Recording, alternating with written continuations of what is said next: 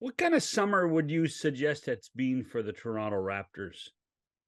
Um, Dull, directionless, but I think calm might be a good idea too, because they made their big move right after the season ended when they fired Nick and hired Darko, and that was the sea change, culture change, attitude change thing they needed. And since then, I don't know. I'm not sure where they're going. I'm not sure they're sure where they're going, but they're gonna start the season and figure it out as they go on.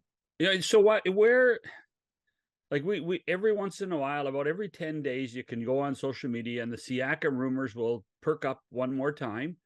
But that's not going to happen, is it? Today, no, and I'm sure there were certainly discussions around late June, early July with teams, Atlanta, Orlando, Indianapolis, maybe Portland, that didn't bear any fruit, and now there's nothing percolating. Now, it doesn't mean something won't pop up in a 10-day span, but I think what you're getting with this recycling of information every 2 weeks or so is that people are just bored and catching up with things to write about. Like last week, there was all this hullabaloo about Siakam not being part of the Raptor summer runs in Los Angeles. Well, except that he was. He was out there. He was working out after the full team worked out. He played on a team with Boucher and Barnes in the league out there.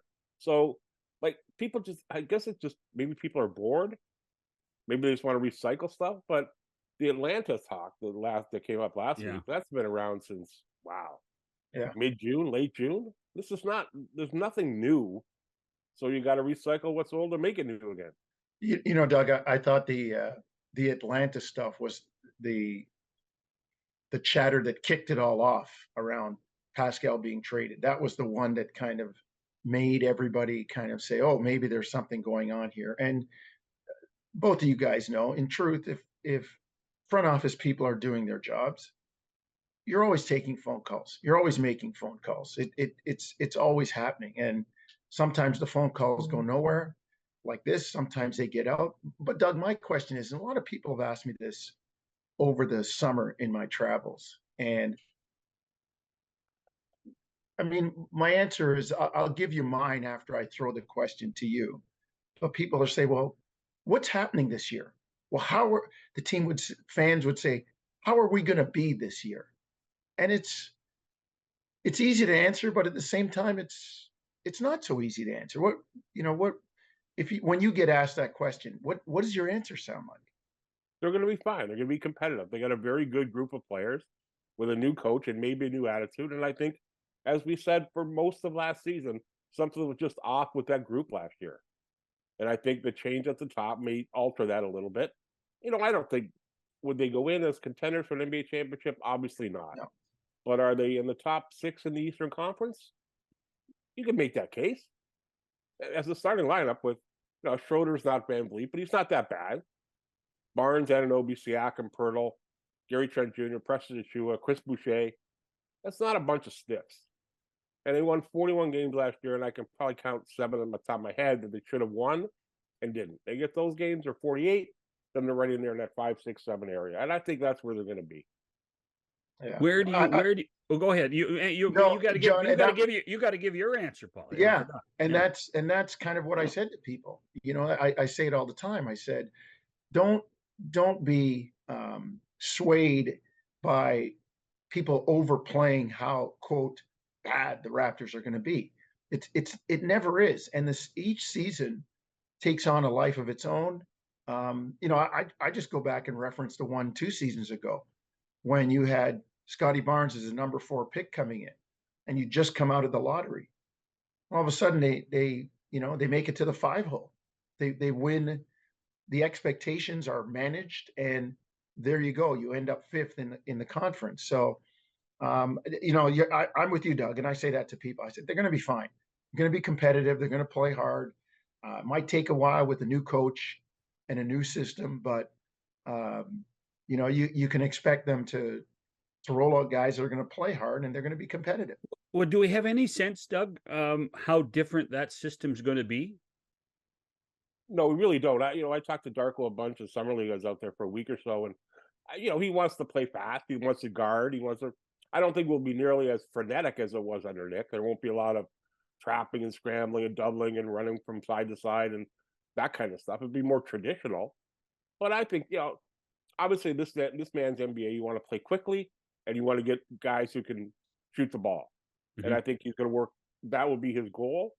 Whether he's got guys who can shoot the ball, I don't know. I think that's still a deficiency on the team, but the right shots maybe are made shots this year. And I think you'll see a more traditional attack, more traditional style of play than you saw under Nick last year. But Uh, didn't we see a more traditional style once Pirtle got here anyway? And they were good. They were Eh, fine when yeah. they were, yeah. So I think personnel dictates it a lot, and I think the personnel this year. I think the biggest question Darko Rajakovic has is who's going to start, because basically he's got, like Nick had, 6 starters. You would probably start Schroeder, Barnes, Anunoby, Siakam, Pirtle. But is Gary Trent Jr. a starter in the NBA? I don't think so, but he could be a starter on this team because you needed shooting. So I think that's going to be an interesting dynamic. Darko said he wants to put the ball in Scotty Barnes' hands a lot more. Well, I hope Scotty's learned how to dribble with his left hand because he couldn't do it last year. And that's got to be a skill he's got to develop. So I don't think you'll see a noticeable change, but maybe subtle shifts. And then there's some difficult coaching decisions. I think you're going to see a little bit more of the development stress too. I really believe that with whatever's happening with 905 and the kind of the alignment there, and I think you're going to see more bench stuff. I think if they can kind of go 8, and you talked about the personnel, Doug. I think you can easily go 8, 9 deep, and it's just a matter of those guys playing well enough to gain the coach's trust and confidence and having them in the game. I mean, you look at what Darko did as an assistant in Memphis. I mean, Jaren Jackson Jr. was one of the guys he worked out with, did a lot with. He did a lot with Desmond Bain, and those guys have come up. So, I mean, it's different when you're a head coach. You have different responsibilities, but I just don't see him as a guy that's going to lose that focus and know how important those people are, Oh no, especially the length of the season. You can't wear guys out. I think Jalen McDaniels is an interesting aspect. I think he's an interesting ad. I think Christian Koloko is probably a player. I think obviously Precious Achiuwa had a horrible last year, but he was hurt and missed a quarter of the season in the middle of it, and that really set him back. I think there are some interesting bits there. I think Marquise Noel is an interesting bit.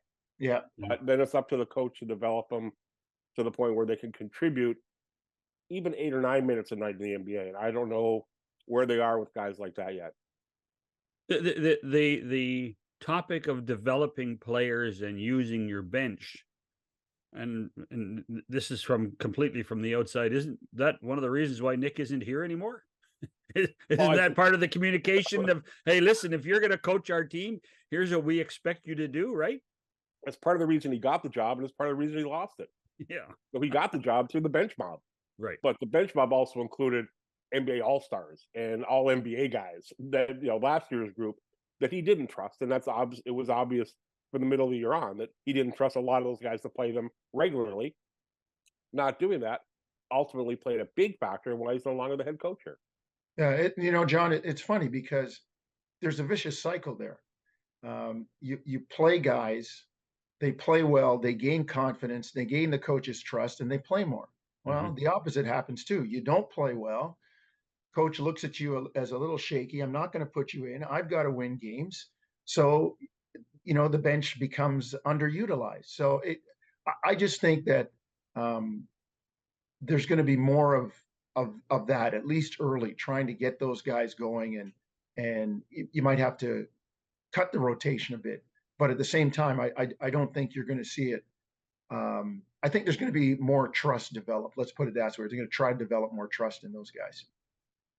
Well, it's funny if you try to use your bench in any scenario when you don't have high end guys on the bench, you are running the risk of compromising your record, aren't you? Right, and you can't win in that sense because you don't play the bench, and people go, well, why aren't you playing the bench? Yeah. And then you put the bench in, and guys don't play well, and you go, and people are yelling, well, take that guy out. Why is he in the game? So there's, unless those guys are playing well, it puts you in a real tough spot.